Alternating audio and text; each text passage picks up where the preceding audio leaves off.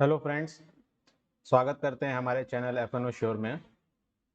Friends, इस series में हम लोग लेकर आ रहे हैं ऑप्शंस के बारे में, स्टॉक्स ऑप्शन के बारे में, हिंदी में सरल भाषा में। इस पूरी सीरीज में हम लोग जानेंगे एज ए ऑप्शन बायर हम लोग के लिए कौन कौन से पॉइंट महत्वपूर्ण हैं, इम्पोर्टेंट हैं, और हम लोग कहाँ पे ऑप्शन बाई करें, कौन सा स्ट्राइक प्राइस चुनें, कहाँ पे स्टॉप लॉस लगाएं, और ऑप्शन किसके लिए है, किसके लिए नहीं है। ये सारी चीज़ों को हम लोग विस्तृत में जानेंगे। तो चलिए स्टार्ट करते हैं।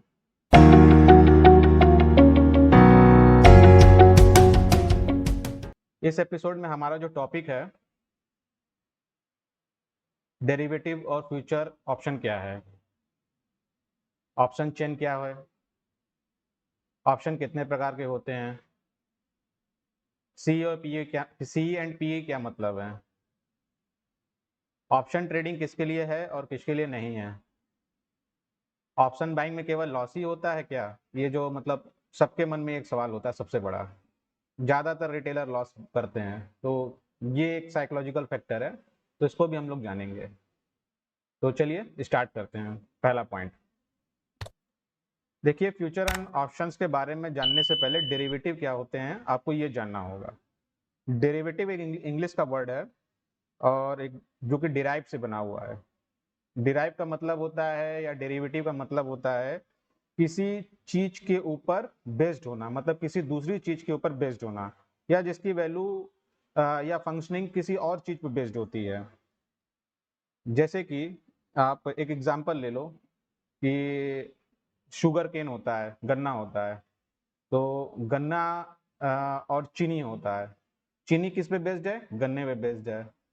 उसी प्रकार से हम दूसरा एक एग्जांपल लेते हैं, गेहूं का, आटे का।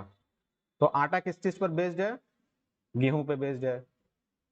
तो जो गेहूं है वो आटे का से ही डिराइव हुआ है, और जिस चीज पे ये डिराइव होता है या जिस चीज पे बेस्ड होता है उसको हम उसका अंडरलाइंग एसेट कहते हैं, या सिंपल अंडरलाइन कहते हैं। आप ऑप्शन चेन में या स्टॉक मार्केट में देखते होंगे, अंडरलाइन वैल्यू, अंडरलाइंग एसेट ऐसे लिख के आता है। तो वो बिल्कुल वही चीज होता है। अंडरलाइन का मतलब होता है जो डेरिवेटिव जिस चीज पर बेस्ड होता है। जैसे कि आटा हमारा गेहूं के ऊपर बेस्ड है, तो आटा हमारा इसमें डेरिवेटिव हो जाएगा, और गेहूं उसका अंडरलाइंग एसेट या सिंपली अंडरलाइंग हो जाएगा। ओके। अब इसमें फ्यूचर एंड ऑप्शन क्या है, मतलब इस स्टॉक मार्केट के पर्सपेक्टिव में जाने, तो सिंपल, फ्यूचर एंड ऑप्शन एक प्रकार का कॉन्ट्रैक्ट एग्रीमेंट होता है, जिस जो कि बायर एंड सेलर के बीच में होता है, किसी भी चीज को खरीदने या बेचने के लिए। ठीक है। मान के चलिए इन्फोसिस का एक शेयर है, ठीक है, और इन्फोसिस का शेयर पे बायर एंड सेलर एग्रीमेंट करते हैं इसका फ्यूचर एंड ऑप्शन को खरीदने के लिए। जैसे आप लोग ने बहुत बार कोई सिंबल देखा होगा, इन्फोसिस का 30 सितंबर 31 का ये फ्यूचर का सिंबल है, ये जो है आपका ऑप्शंस कॉल का सिंबल है। ये दोनों ही एक कॉन्ट्रैक्ट हैं, जिसकी वैल्यू पूरी तरीके से डिपेंडेंट होती है उसके अंडरलाइंग एसेट पे। जैसे कि हम लोग ने गेहूं के एग्जांपल में समझा था कि आटा जो होता है वो टोटली डिपेंड होता है गेहूं को, मतलब अगर गेहूं की कीमत बढ़ेगी या गेहूं की खेती में कोई भी लागत बढ़ेगी या किसी प्रकार का उसमें ऊपर नीच होगा, तो वो सीधे सीधे इफेक्ट आएगा आटे के वैल्यू पे। उसी प्रकार से यहाँ पर स्टॉक मार्केट में फ्यूचर एंड ऑप्शन जो कॉन्ट्रैक्ट होते हैं, जैसे कि फ्यूचर है और हमारा ये आप देखोगे ये फ्यूचर है, और ये हमारा जो नीचे वाला ऑप्शंस है, इन दोनों की जो वैल्यू होती है ये डायरेक्टली डिपेंड होता है स्टॉक के वैल्यू के ऊपर, जो उसका स्पॉट प्राइस होता है। ठीक है। डायरेक्टली इन दोनों की वैल्यू जो होती है इन दोनों पे डिपेंडेंट होती है। अगर स्टॉक प्राइस जो होता है भागेगा ऊपर, तो फ्यूचर की भी वैल्यू बढ़ेगी और कॉल ऑप्शन की वैल्यू बढ़ेगी। और स्टॉक प्राइस का वैल्यू नीचे आएगा तो फ्यूचर की वैल्यू घटेगी और स्टॉक ऑप्शन की वैल्यू घटेगी। तो स्टॉक मार्केट सेगमेंट में हमारा जो फ्यूचर एंड ऑप्शन है, ये वाला जो पार्ट है, ये दोनों, ये डेरिवेटिव हो गया, और इसकी अंडरलाइंग एसेट आपका हो गया ये स्टॉक। स्टॉक का जो स्पॉट प्राइस है, ये अंडरलाइंग एसेट या सिंपल अंडरलाइन। तो आशा करता हूँ इतना आपको क्लियर होगा। आगे देखते हैं, चलिए। अच्छा, अब ये जो कॉन्ट्रैक्ट होता है, जो बायर एंड सेलर के बीच में जो एग्रीमेंट होता है, जैसे कोई फ्यूचर कॉन्ट्रैक्ट खरीद रहा है या कोई ऑप्शन कॉन्ट्रैक्ट खरीद रहा है, इसकी जो इसका जो मतलब एक तरह से मध्यस्थता कह सकते हैं, या जो भी जो उसकी गारंटी लेता है, वो हमारा एक्सचेंज होता है, एनएससी और बीएससी, नेशनल स्टॉक एक्सचेंज और बॉम्बे स्टॉक एक्सचेंज। यहीं पे इसकी ट्रेडिंग होती है और यहीं पे बायर सेलर आते हैं एग्रीमेंट के लिए। इस सारा डेटा सब यहीं पे इसी सर्वर पे ही एग्जीक्यूट होता है। अब ऑप्शन प्रीमियम क्या चीज होती है? फ्यूचर तो समझ में आ गया, फ्यूचर भी ले लिया, ऑप्शन भी ले लिया। अब उसमें ऑप्शन प्रीमियम क्या होता है? अब मान के चलो जैसे कि अगर आप सरल भाषा में समझो, जैसे आपको किसी का जमीन लेना है या प्लॉट खरीदना है या फ्लैट खरीदना है, तो आप एक बिल्डर को उसके लिए पहले एक टोकन अमाउंट जमा करते हो कि भाई फला दिन जो है हम आपका फ्लैट जो है कोर्ट में जाकर रजिस्ट्री करा लेंगे और फले टाइम पे इतने फले रुपए में। तो आपका एक बायर एंड सेलर के बीच में एक एग्रीमेंट होता है कि फला टाइम पे फला दिन पर और फला पैसे पर हम आपका ये फ्लैट या जमीन खरीदेंगे। उसके लिए बिल्डर आपसे कोई टोकन अमाउंट कलेक्ट करता है और उनको आप टोकन अमाउंट देते हो, एक एग्रीमेंट में आप आ जाते हो। उसी तरह स्टॉक मार्केट में भी जो फ्यूचर कॉन्ट्रैक्ट होता है या ऑप्शन कॉन्ट्रैक्ट होता है, वो बायर एंड सेलर के बीच में कॉन्ट्रैक्ट होता है। तो ऑप्शन कॉन्ट्रैक्ट में क्या होता है, जो ऑप्शन बायर होता है वो एक प्रीमियम जमा करता है या टोकन अमाउंट जमा करता है सेलर को कि भाई एक फिक्स डेट पर और एक फिक्स प्राइस पे वो उस अंडरलाइंग एसेट वैल्यू को, जो मान लीजिए इन्फोसिस का जो स्टॉक है, उसकी जो वैल्यू पे हम उसको उस तारीख को खरीदेंगे। ठीक है। अब जैसे कि मान के चलिए आप ट्रेन का एक टिकट लेते हो, ठीक है, सरल भाषा में फिर दोबारा एक एग्जांपल हम लोग समझते हैं। और ट्रेन के टिकट खरीदने के लिए आप रेलवे डिपार्टमेंट कुछ पैसे जमा करते हो कि हम इस महीने की इस तारीख को बॉम्बे से दिल्ली जाएंगे फला ट्रेन से। तो रेलवे डिपार्टमेंट क्या करता है भाई, सारा अरेंजमेंट करके रखता है कि आप आओगे और इतने तारीख को आपके लिए ट्रेन रेडी है, लेकिन आप पे कोई बाउंडेशन नहीं होता है कि आप ट्रैवल करो चाहे ना करो। आपने टिकट लिया, आपने पैसे जमा किए, अगर आप नहीं गए या तो आप टिकट कैंसिल कर देते हो, जो उसका कैंसिलेशन चार्ज होता है वो जाता है, या नहीं जाते हो तो पूरे पूरे पैसे डूब जाते हैं। ठीक है। तो बिल्कुल, लेकिन इसमें क्या होता है, रेलवे डिपार्टमेंट की तो लाइबिलिटी ज्यादा होती है, उसी प्रकार से ऑप्शन सेलर की लाइबिलिटी सबसे ज्यादा होती है, उस जो आपसे प्रीमियम कलेक्ट करता है। स्टॉक मार्केट में जैसे इन्फोसिस है, ठीक है, अब इन्फोसिस का शेयर है, इसका जो स्पॉट प्राइस मान के चलिए 2100 रुपये चल रहा है, और हमको लगता है कि आने वाले समय में या 10 दिन के बाद इसमें जो है 200-300 रुपए का उछाल आने वाला है, इसके शेयर जो है 2200 या 2400 रुपए के हो जाएंगे। ठीक है। तो एज ए ऑप्शन बायर हम क्या करेंगे, वो उस महीने का या उस वीक मंथली कॉन्ट्रैक्ट का हम 2200 रुपए का एक कॉल ऑप्शन खरीद लेंगे, और उसके एवज में हम सेलर को कुछ अमाउंट उसका जो प्रीमियम के रूप में जमा करेंगे या दे देंगे। जैसे कि मान के लिए 2200 सी के कॉल ऑप्शन के जो उस समय अमाउंट चल रहा होगा, 1200 रुपया, 1400 रुपया, कुछ भी जो भी सोफा एज एग्जाम्पल में बता रहा हूँ, तो वो आपको सेलर को देना होगा। तो आपके बीच में, ऑप्शन बायर के बीच में और ऑप्शन सेलर के बीच में एक एग्रीमेंट बन जाएगा कि भाई 30 सितंबर 2021 को 2200 रुपए का जो है इन्फोसिस का जो कॉल ऑप्शन है, ये सेलर ने आपको बेचा है, और लमसम 2200 रुपये अगर इसका या इसके ऊपर का इसका स्पॉट प्राइस जाता है, या अंडरलाइन वैल्यू जो है इसकी ऊपर को जाती है, तो भाई जो बायर को होता है वो फायदा होता है, और सेलर को ये लगता है कि नहीं, हम तो भैया लगता है 2200 के ऊपर नहीं जाएगा, तो वो भी तो आपको इसीलिए ये कॉन्ट्रैक्ट में आया है। तो ऑप्शन प्रीमियम यही होता है कि जो हम किसी कॉन्ट्रैक्ट को लेने के लिए जो अमाउंट या टोकन अमाउंट सेलर को जमा करते हैं, वो ऑप्शन प्रीमियम ही होता है। आप समझते हैं ऑप्शन चेन क्या है? ऑप्शन प्रीमियम तो समझ लिया। अब एनएससी के वेबसाइट में आप ये ऑप्शन चेन देखोगे, एनएससी के वेबसाइट में यहाँ देखो एक्सपायरी डेट लिखा हुआ है, ठीक है, ये कौन से सिंबल में ट्रेडिंग हो रही है, ठीक है, और इसके अलग अलग वैल्यूज हैं यहाँ पे, जिसको हम लोग स्ट्राइक प्राइस कहते हैं। यहाँ पे उसके कॉल की वैल्यूज होती है और राइट साइड में पुट्स की वैल्यूज होती है।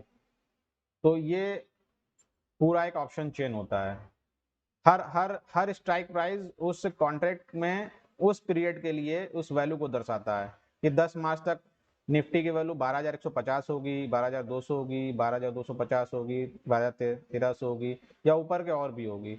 मतलब हर एक स्ट्राइक प्राइस अपने आप में एक कॉन्ट्रैक्ट एग्रीमेंट है, जहां पे बायर एंड सेलर को लग रहा है, जो खरीदने वाले हैं, कि भाई 12,150 पे एक्सपायरी आएगा, कुछ लोग को लग रहा है 12,200 पे एक्सपायरी होगा, कुछ लोग को लग रहा है 12,250 पे एक्सपायरी होगा। मतलब अलग अलग लोगों की इसमें धारणा है, अलग अलग लोगों का प्रिडिक्शन है, एनालिसिस है कि यहाँ पे जाके ये एक्सपायर होगा। तो उस हिसाब से लोग, जो सेलर होता है, बायर उसको, उसका जो, अगर उसको उसको लगता है कि मैं इस पे बुलिश हूँ, अभी इसका जो 14,938 रुपया चल रहा है और मुझे लगता है ये 15,000 या इसके ऊपर हो जाएगा, तो मैं उसका उसके ऊपर का या उसके आसपास का कॉल ऑप्शन का प्रीमियम सेलर को दूंगा। उसी प्रकार से अगर पुट बायर को लगता है कि नहीं 14,000 के तो नीचे आने वाला है, तो वो 14,000 के आसपास का पुट ऑप्शन या उसके नीचे का या वो पुट ऑप्शन जो भी स्ट्राइक प्राइस को सिलेक्ट करता है, उसका प्रीमियम वो सेलर को देगा। तो इसकी सारी जो डिटेल होती है ये हमारी एनएससी के वेबसाइट पे इस प्रकार से कुछ दी रहती है।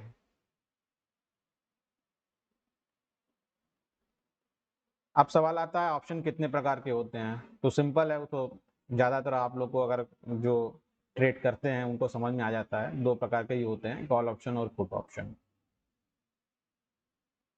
कॉल ऑप्शन क्या होता है? जब किसी भी चीज के में हम लोग बुलिश होते हैं, या हमें लगता है किसी स्टॉक की वैल्यू ऊपर को जानी होती है, या अंडरलाइन वैल्यू उसकी बढ़ने को होती है, तो हम कॉल ऑप्शन लेते हैं।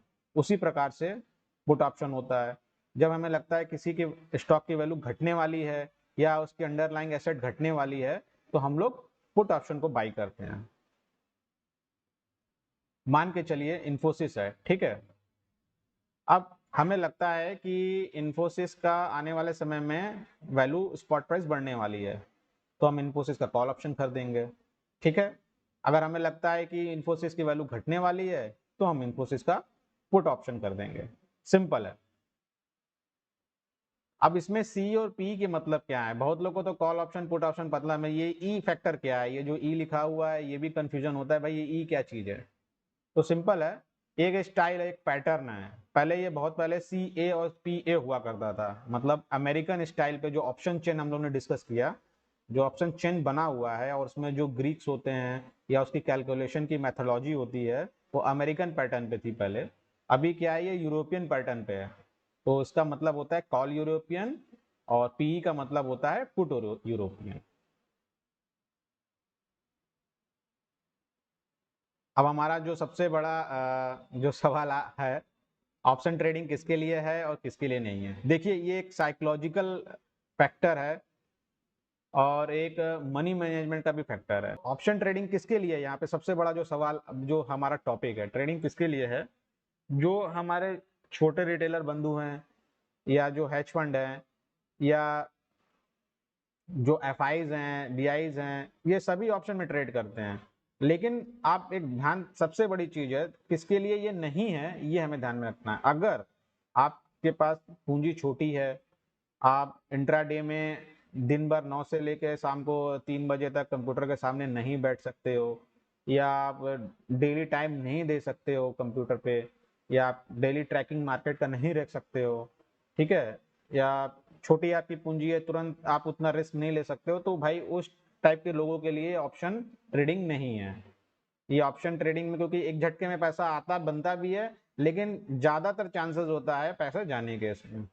अब वो क्यों होता है, वो उसको हम लोग अगले सीरीज में, अगले एपिसोड में कभी डिस्कस करेंगे, उसको हम बताएंगे।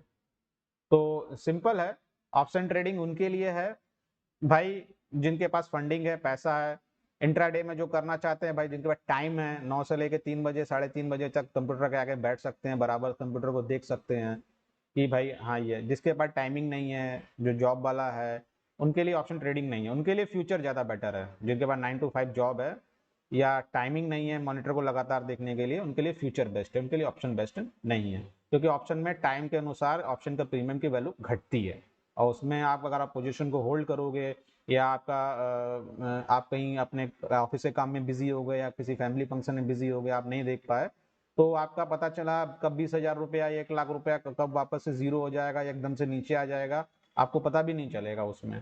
फ्यूचर में क्या होता है भाई, मंथ एंड तक या वीकली तक का आपके पास ऑप्शन होता है, उसको आप हेज कर सकते हो या उसमें आप एवरेज कर सकते हो। या उसमें पिरामिडिंग कर सकते हो आप। तो अगर आपके पास टाइमिंग कम है, नहीं बैठ सकते हो, तो आपके लिए ऑप्शन ट्रेडिंग नहीं है।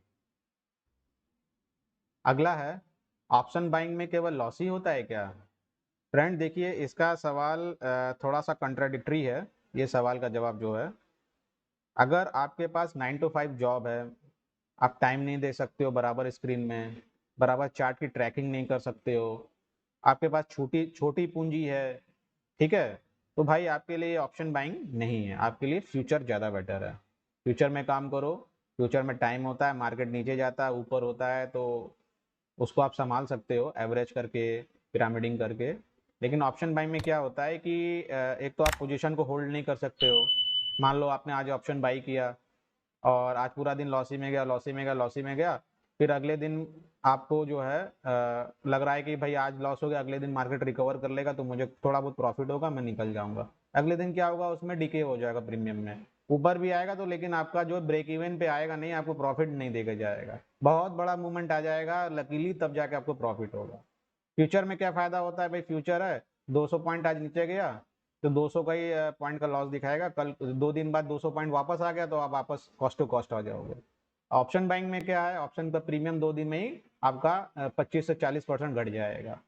तो अगर आपकी छोटी पूंजी है, बिजी रहते हो, ट्रैवल करना, ट्रैवल वाला काम है, बराबर आप मॉनिटर को मॉनिटर नहीं कर सकते हो, चार्ट को मॉनिटर नहीं कर सकते हो, तो ऑप्शन बाइंग उनके लिए नहीं है। साइकोलॉजिकल वीक हो या आपके पर प्रेशर काम का ज़्यादा रहता है, तो वो आप उस आपके लिए तब भी इंट्राडे ट्रेडिंग और ऑप्शन बाइंग नहीं है। इसके रिक्वेस्ट करता हूँ कि आप इसका सेकंड एपिसोड भी जरूर देखें, और हमारा चैनल आपको वीडियो अच्छा लगे तो उसको सब्सक्राइब करिए और लाइक करिए, कमेंट करिए, शेयर करिए। Thank you.